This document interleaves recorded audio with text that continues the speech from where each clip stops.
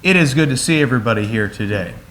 I'll echo what Glenn said earlier. It's always nice on a holiday weekend when a lot of our members are traveling. It's good to see visitors here. We're very happy to have you, that you can lend your voices to us for the day while a number of our members are gone. And we do hope that if you've moved to the area, you're thinking of moving to the area, or if you do live in this area and you're looking for a congregation with which to place membership, then we certainly hope that you'll feel welcome here.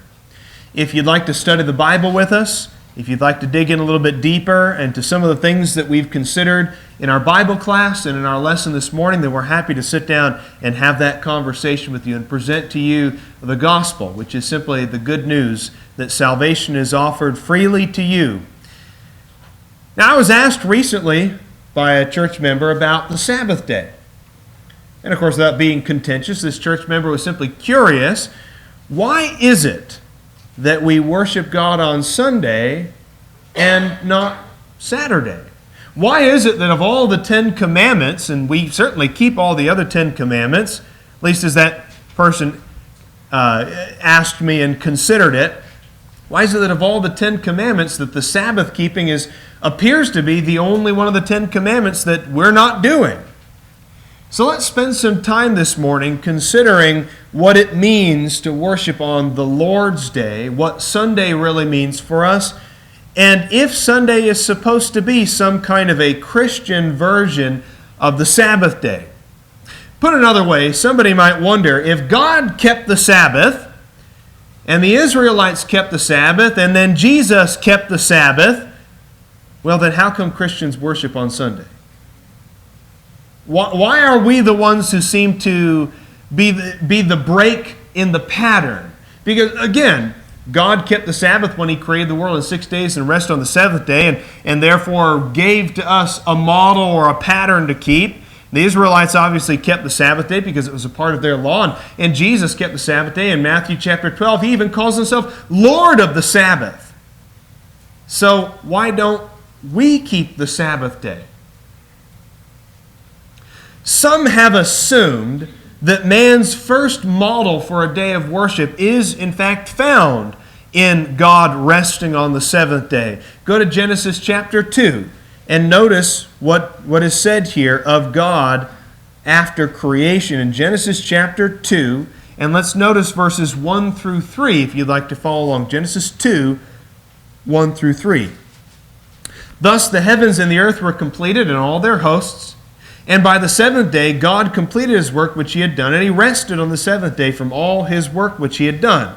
Then God blessed the seventh day and sanctified it, because in it He rested from all His work which God had created and made. Now, some assume that based on this verse and the fact that the Sabbath is brought up later on, that the people of God, whoever they were, whether it was Adam and Seth and Noah and Abraham, that the people of God also kept the Sabbath day before the law was given at Mount Sinai. And yet, what kind of a cessation are we talking about here? Are we talking about a model that God is giving to mankind from the very beginning, and again, that the people of God followed from Adam and Seth to Noah to Abraham? Or are we talking about a specific kind of cessation? That's actually what the word Sabbath means, by the way, in the Hebrew, is a cessation from activity, a ceasing of doing things. And I believe that within the context of Genesis chapter 2, that God is not giving mankind a model for Sabbath keeping from the day of creation. Rather, Genesis chapter 2 is simply explaining that that was how God ceased from His creative labors. After all, notice in John chapter 5. Look what Jesus has to say here about the activities of God in John chapter 5, verses 16 through 18. Some people look at the model of the seventh day in Genesis chapter 2 and say that, well, clearly then God is in the seventh day. God is resting from His labors. And yet, look what it says in John chapter 5 and verse 16. Now, for this reason He went away and told the Jews that it was Jesus who made him well. And for this reason, the Jews were persecuting Jesus because He was doing these things on the Sabbath day. But in verse 17, He answered them and said, "My Father is working until now, and I myself am working." Isn't it interesting then that if the seventh day from Genesis chapter 2 is somehow representative of God resting after his creation work, then that's it. Here's Jesus coming in and saying, well, actually, God has been working ever since then. God has been working. God is doing things. So what resting are we talking about? What interruption or a cessation of activity are we really talking about? Is it that God stopped doing things on the Sabbath day and that God rested as the Israelites rested? Didn't pick up a stick of wood, didn't start a fire, didn't prepare food? Or is it simply saying in Genesis chapter 2 that the seventh day was God ceasing from his creative labor? I think that's more what we're talking about. It cannot be overemphasized then that from Genesis chapter 2 to the giving of the law at Mount Sinai, there are 2,500 years of absolute silence when it comes to Sabbath keeping. Not Adam, not Seth, not Noah, not Abraham, not a single one of them is ever shown keeping the Sabbath. There's absolute silence in the Bible for 2,500 years. No instruction, no commandments, and no Sabbath keeping. I don't believe then that Genesis chapter 2 is supposed to be the ultimate model for all eternity, for all man, in every covenant to worship God. Exodus chapter 16. Exodus 16 and verse 23 is actually our first introduction to the Sabbath day after Genesis chapter 2. And notice in Exodus chapter 16 and verse 23. So he said to them, "This is what the Lord meant. Tomorrow is a Sabbath observance." And again, in the Hebrew, the Sabbath simply means a cessation, inactivity. Tomorrow is a cessation observance, a Sabbath observance, a holy Sabbath to the Lord. Bake what you will bake and boil what you will boil, and all that is left over put aside to be kept until morning. The Israelites then were completely unfamiliar with the practice. They were not keeping the Sabbath before the law was given. Until Exodus chapter 16, the Israelites were not practicing the Sabbath. Nehemiah chapter 9. In recalling this, notice in the book of Nehemiah, I know this seems like an odd reference. What are we doing going to the book of Nehemiah for a reference about the Sabbath day? But notice as he's going back and explaining their history to them in Nehemiah chapter 9, verse 13. "Then thou didst come down on Mount Sinai," so obviously we're in that context of Mount Sinai here, that part of their history, "and didst speak with them from heaven. Thou didst give them just ordinances and true laws, good statutes and commandments, so thou didst make known to them thy holy Sabbath." Until Mount Sinai, they didn't know what the Sabbath even was. They weren't keeping the Sabbath. They were not aware of the Sabbath. The Israelites were not Sabbath keepers until the law was given at Mount Sinai. Exodus chapter 20.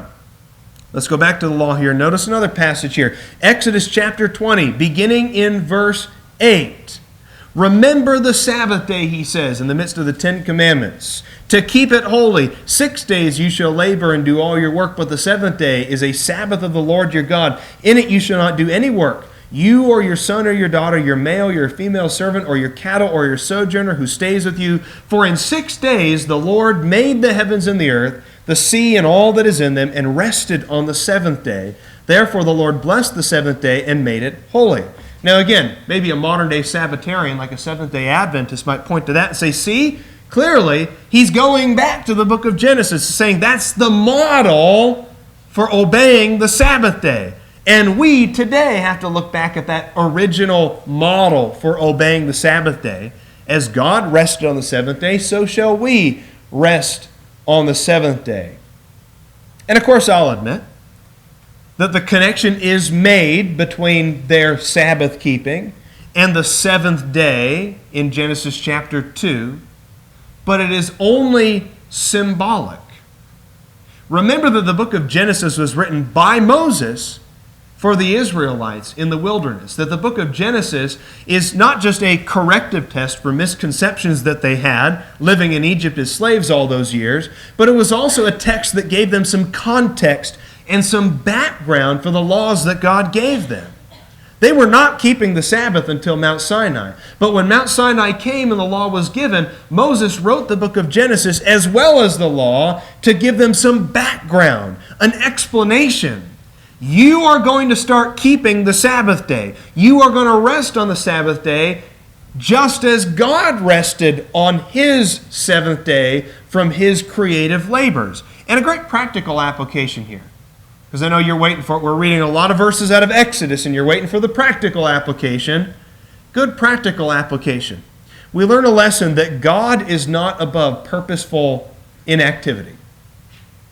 That even God Himself, though God does not get tired or exhausted as human beings would consider tired or exhausted physically speaking, though God does not get tired, God did use the seventh day as a day of inactivity, as far as the creative activities go from those first 6 days. He ceased from His creative activity and stopped creating things. So the seventh day was a day where nothing new was created by God. And God believed there was a purpose there. God believed there was a point to it. And then God prescribed to the Israelites a similar day of inactivity, a day where they put other people first, not themselves, as Isaiah chapter 58 clarifies. In Isaiah 58 verse 13, you notice that what the prophet says there. By the word of God, he says, the Sabbath was not about just not doing anything. The Sabbath was about ceasing from your own labors, ceasing from your own work, so that you could be a blessing to other people and be a blessing to God. That was the whole point. And God sees that there is a purpose to intentional, purposeful, useful inactivity. I think maybe a modern day application would be this. When you find out that somebody from the congregation has a physical need of some kind, maybe they need work done on their home, work done in the yard, help loading a moving truck or something like that, and you call your boss and you say, listen, I need to take a personal day. I'm going to take a personal day so that I can take a day off from my own labors, from my own work, from serving my own bank account and serving my own body and serving my own family, and I'm going to take a day off so that I can go serve somebody else. In that sense, you're keeping a Sabbath day, ceasing from your own labors and working for somebody else. What's the point then of the Sabbath day? Were the Israelites just expected to keep the Sabbath day holy without any explanation or any practical understanding of it? There was a reason why they kept the Sabbath day, and God does explain this. Go to Exodus 31. Exodus chapter 31, beginning in verse 17. The Lord spoke to Moses, and He explains the Sabbath day, the purpose of the Sabbath day then. Beginning in verse 13. As for you, speak to the sons of Israel, saying, you shall surely observe my Sabbaths, for this is a sign between me and you throughout your generations, that you may know that I am the Lord who sanctifies you. Therefore you are to observe the Sabbath, for it is holy to you. He goes on to say in verse 17, it is a sign between me and the sons of Israel forever. I guess one thing we can ask then is, who was supposed to keep the Sabbath day holy? You and me? What was the point of the Sabbath day? The point of the Sabbath day was so that the Israelites could have a connection to God. It was a sign between them and God, a relationship, part of their covenant with each other. As God rested from His labors on the seventh day, so shall His people, the Israelites, rest from their labors on the seventh day. This did not apply to Gentiles. This did not apply to those who were not members of the Israelite nation. We're not Israelites. We are Gentiles. That was a sign between God and the Israelites, not a sign between us and others. Of course, somebody might come in and say, well, what about Jesus keeping the Sabbath day? Because you have all these examples in the Bible where it says that Jesus kept the Sabbath day. And I'll agree with you.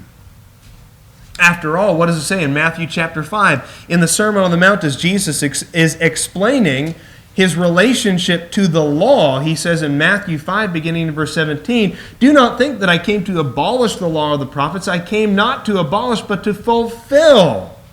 And he goes on to say that not a single word from the law will pass away until all is accomplished. Jesus kept the law. Because Jesus was a man, according to Galatians 4 and verse 4, he was a man who was born of woman, born under the law. And because he was a Jewish individual, born under the law by Jewish parents, and because he made it very clear in Matthew 5, explicitly clear, that his purpose was not to come in during his earthly ministry and destroy every aspect of the law, but to fulfill, to keep, to bring the law to a conclusion, then clearly Jesus kept the Sabbath. But he knew how to keep the Sabbath better than anybody else. That's where we come in Matthew chapter 12, verses 1 through 13. In Matthew chapter 12, Jesus and his disciples are walking along the road and they become hungry. So they see some grain growing on the side of the road and they take some of that grain and they begin crushing it in their hands like that. Now when Jesus' detractors saw that, they accused Jesus and his disciples of breaking the Sabbath day because they were, in essence, working, laboring on the Sabbath day. Jesus goes on to explain to them that he is Lord of the Sabbath. Basically telling them, I think in modern vernacular, if anybody knows how to keep the Sabbath the right way, it's me. I'm the Lord of the Sabbath. Don't tell me whether I'm breaking the Sabbath or keeping the Sabbath. He asked them later on, so tell me, is it lawful to do good on the Sabbath day? And they weren't willing to answer him, of course. And he proves to them that it is, in fact, lawful to do good on the Sabbath day, which is where Isaiah 58, verse 13, really comes in and clarifies that the point of the Sabbath was not for everyone to just sit on their couch all day long and do nothing. The point of the Sabbath was to stop doing your work and devote a day to God and other people.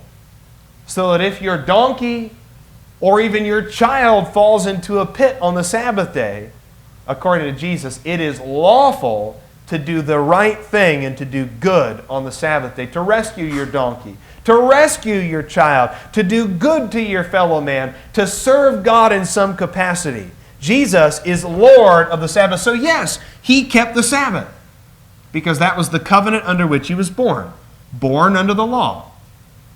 But he also had the authority to abolish the Sabbath, which is when the apostles come in the book of Acts. Somebody might wonder, well, weren't the apostles keeping the Sabbath day? Wasn't Paul keeping the Sabbath day? And does his example then prove that we must keep the Sabbath as well? Well, it's interesting. Paul does keep the Sabbath day, and I would think by inference that the other apostles kept the Sabbath as well. But when you get to Acts chapter 18, something changes.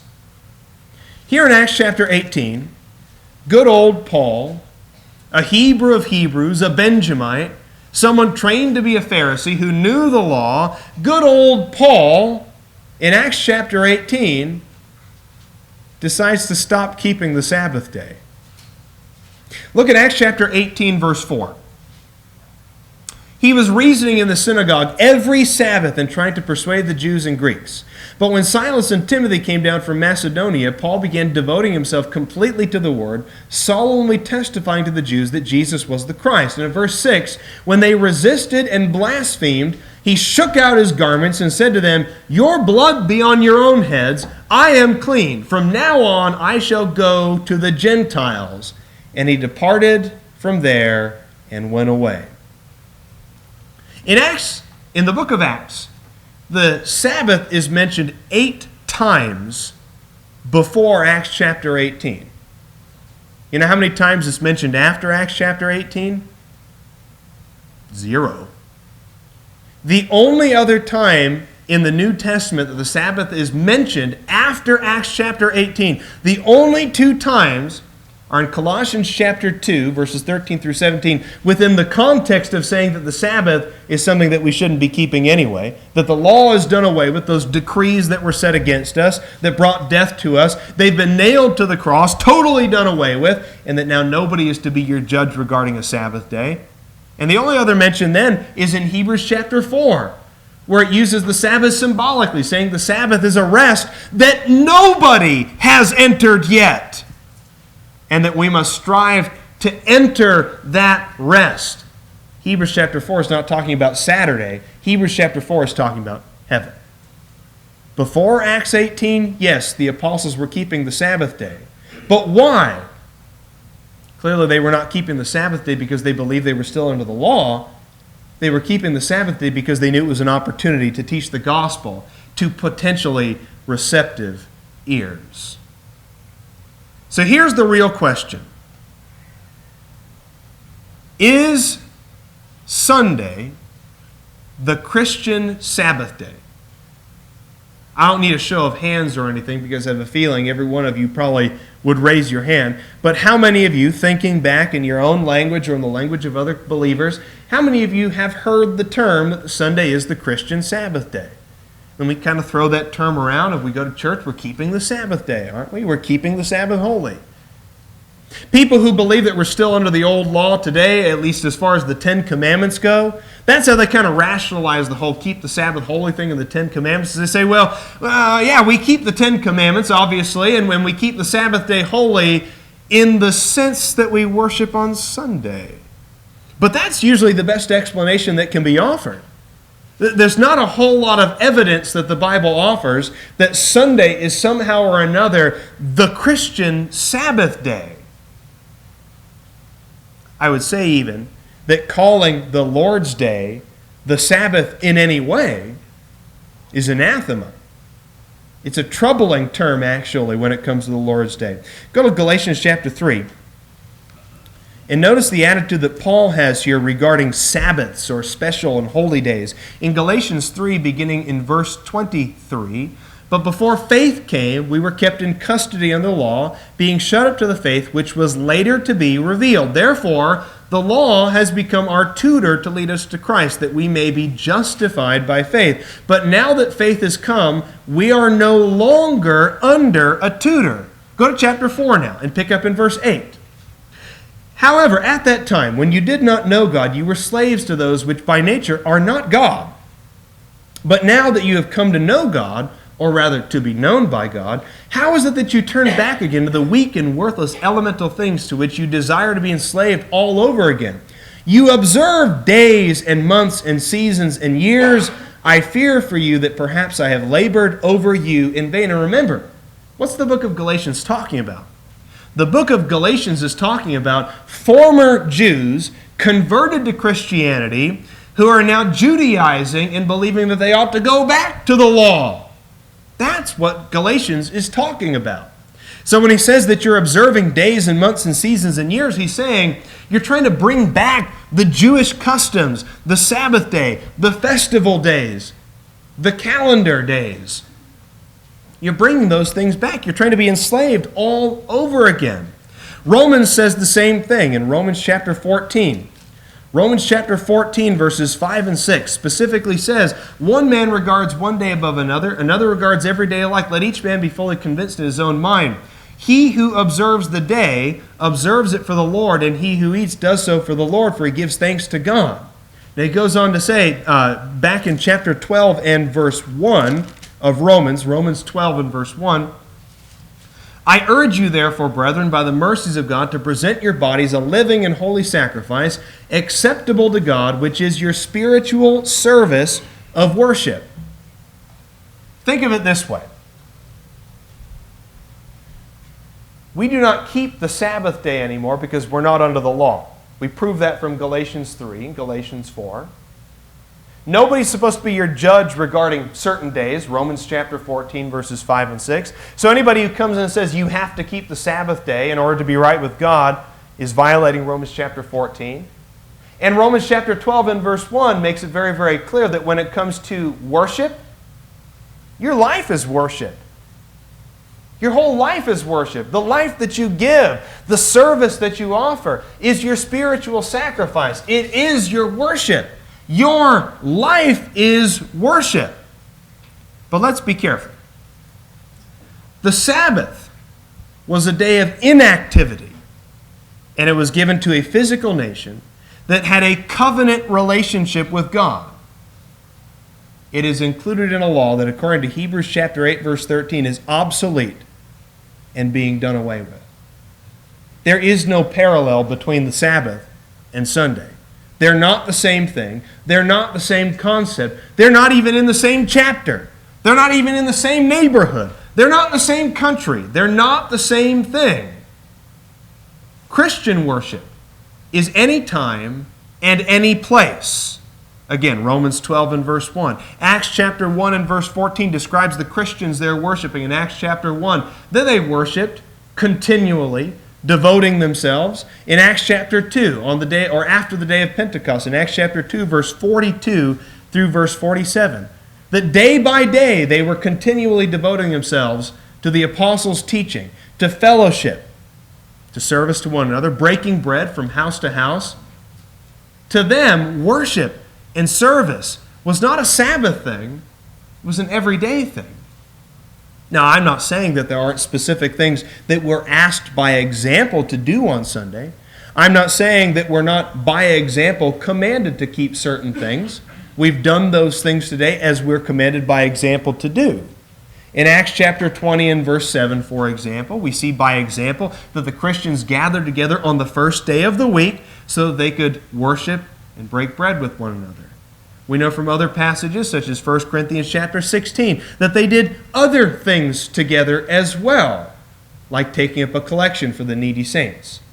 And we are commanded to do those things. And Sunday is the day that we're commanded by example to do those things.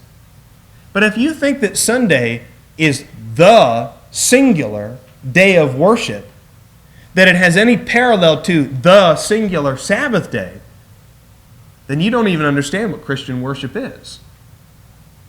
We're commanded to do things on Sundays, and we do those things because we're commanded to do them by example.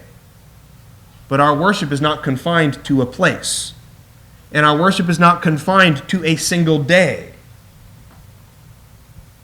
The Sabbath was a day of rest, and here's where the real differences come in. If you think Sunday is the Christian Sabbath day, then you probably prefer inactivity over service and hard work. The Sabbath was a day of rest, but Sunday is the day of Christ's resurrection. The Gospels all confirm this. John, Luke, Matthew, they all say that on the first day of the week, the day after the Sabbath day, that very morning Jesus was raised from the dead, and disciples found that grave empty. So where the Sabbath is a day of resting, Sunday is a day of activity and resurrection. We do not sit down on Sundays. Literally, I understand we're sitting down right now. We don't sit and rest on Sundays. We're resurrected on Sundays. We're working on Sundays. It's a day of activity, not a day to be spent in the grave. The Sabbath corresponds to the end of God's creative activity, where God rested from creation on the seventh day, and so the Israelites rested on the Sabbath day. Sunday, the first day of the week, corresponds to the beginning of God's creative activity. There's nothing more different than the seventh day, the day of rest, and the first day, the day of the beginning, the creative force. The first day of the week and the seventh day of the week are as different as 2 days of the week can possibly be. The first day of the week corresponds to new things, created things. You see all the passages on the screen. We don't have time to look at them precisely, but in Ephesians 2 and verse 10 and Ephesians 4 and verse 24, you're described as a new creature, created anew. 2 Corinthians 5 and verse 17 talks about being new. New things have come. We're new. Nothing says Christian quite like the first day.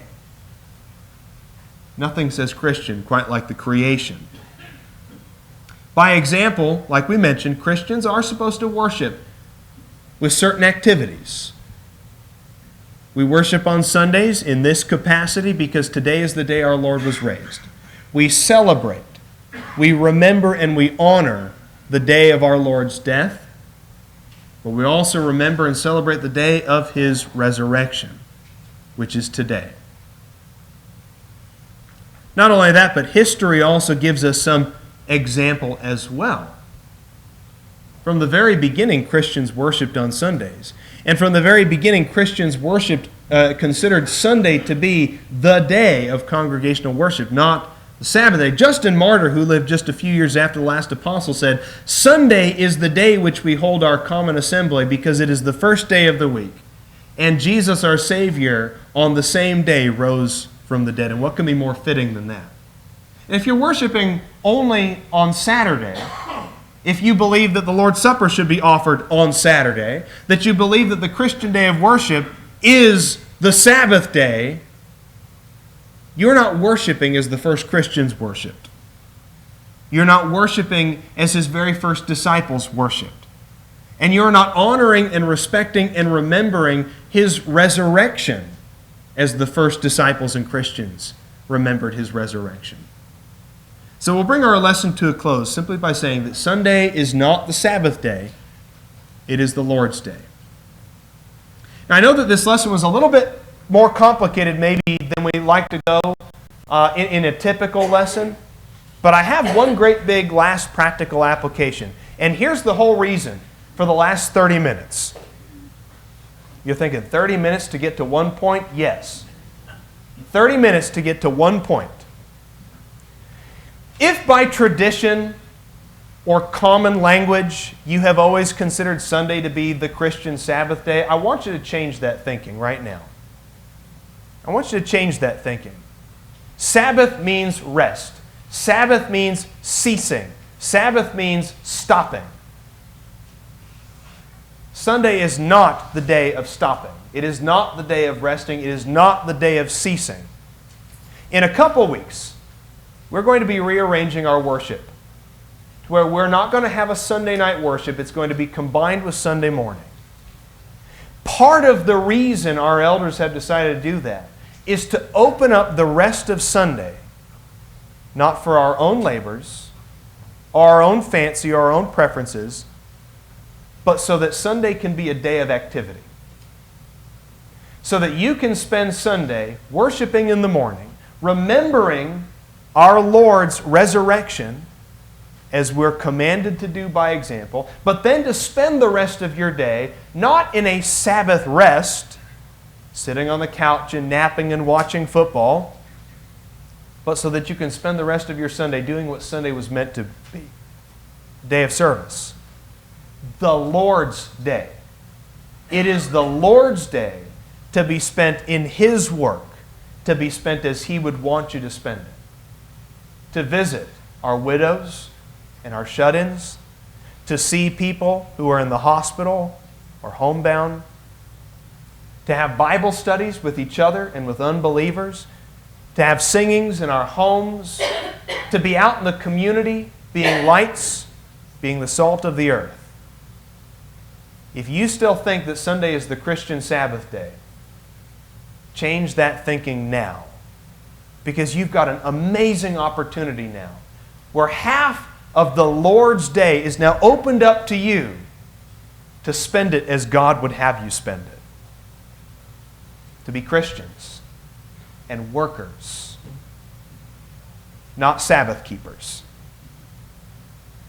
Now, if you're not a Christian here this morning, you need to be. To be saved, you must be a Christian. In John 14, verse 6, Jesus Himself said, "I'm the way, the truth, and the life. No one comes to the Father but through me." And we find out from other passages, Romans chapter 6, for example, Galatians chapter 3, and Mark 16, verse 16, that it is through belief in baptism, that is by obeying what Jesus has decreed, that we are saved.